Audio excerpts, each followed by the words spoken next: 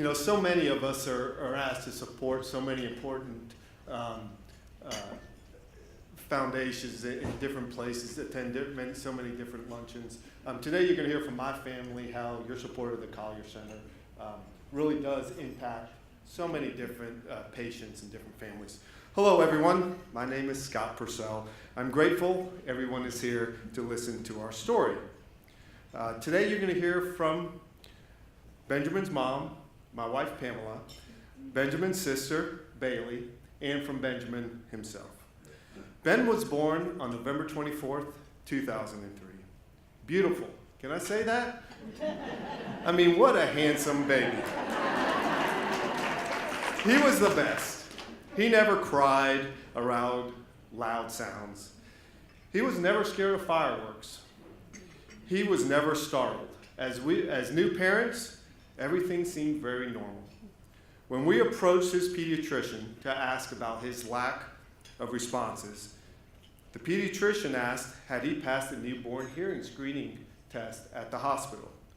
Yes, the hospital told us he had passed it. Then nothing to worry about, that pediatrician told us. We later convinced a new pediatrician to introduce us to an ENT. First set of ear tubes, no new responses.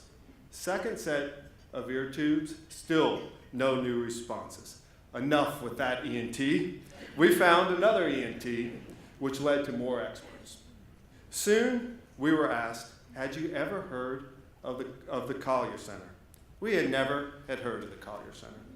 From the moment we placed the first phone call back in 2005 for the initial Cochlear Center appointment through today, the loving care of the Cochlear Center staff, their audiologists, and Benjamin's speech therapist has been the greatest thing for my family.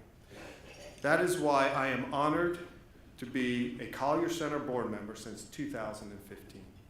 The leadership and direction of the current president, Tricia George, and past presidents John Stewart and Bennett McCullum really makes this parent very proud.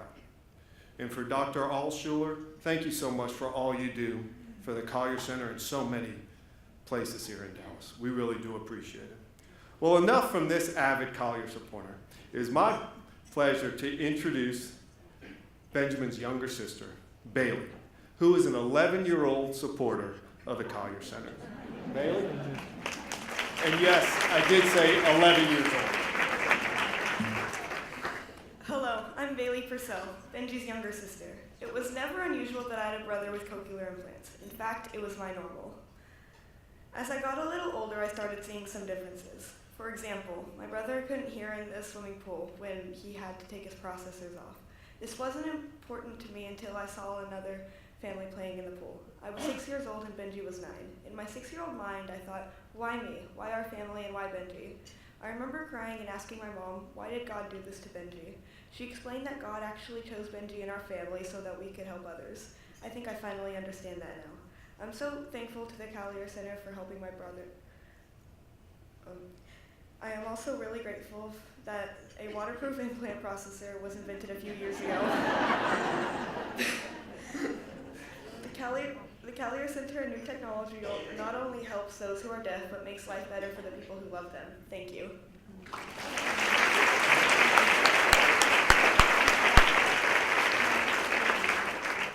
Thank you very much for inviting us here today.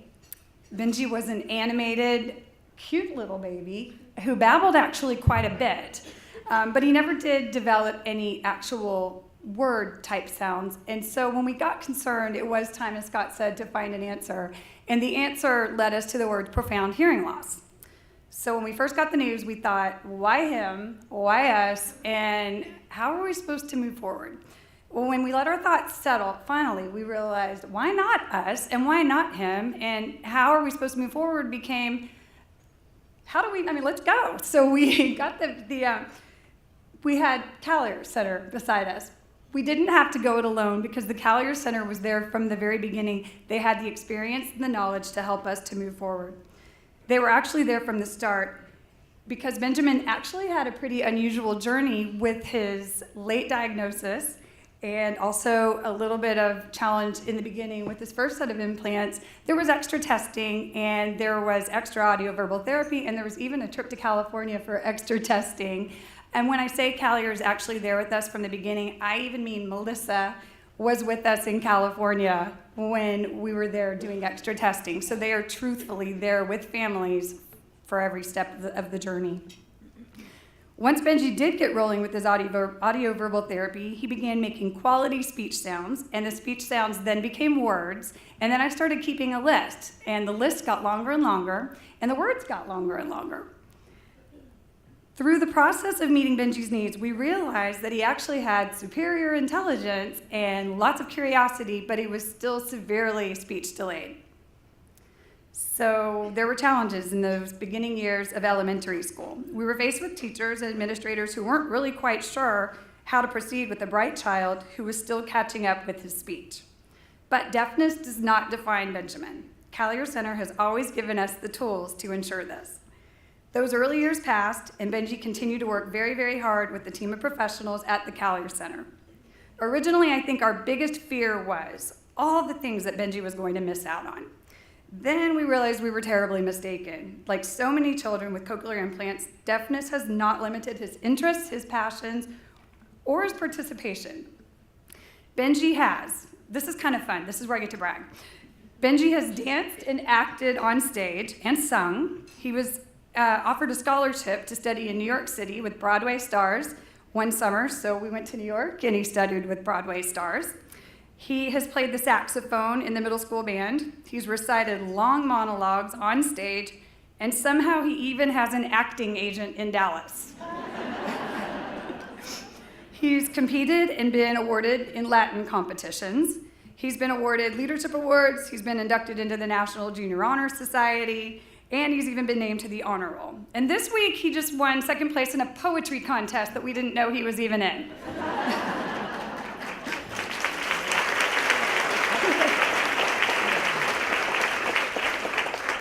He has played soccer for the middle school team and is currently a member of the middle school track team. It turns out, we just realized, he's also really fast. He recently told me that one of the best sounds he has ever heard was the sound of people in the stands cheering, "Go Benji." There are so many little Benjis out there, and to their parents who are just receiving the news that their babies have profound hearing loss, I would say it is an incredibly meaningful journey. And do not worry that your child is going to miss out on anything. In fact, I would tell you, try to figure out how you're going to keep up. And with that, go Benji.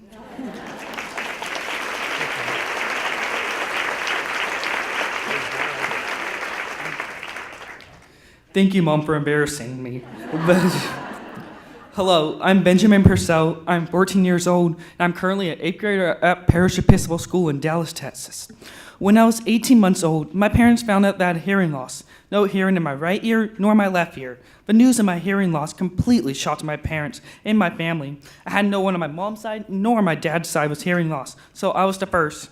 Always great to be a pioneer, huh? So my parents knew they had to do what they had to do.